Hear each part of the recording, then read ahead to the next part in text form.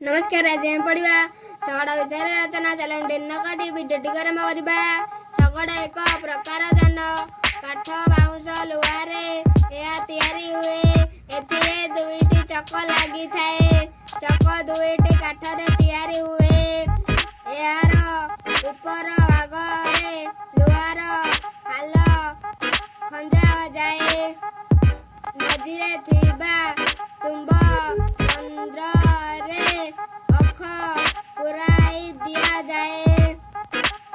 यही अखर उपरे गोटे दंडा लगा जाए।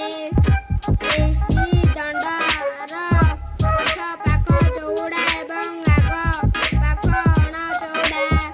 अण चौड़ा पाखरे जुआली बंधा जाए।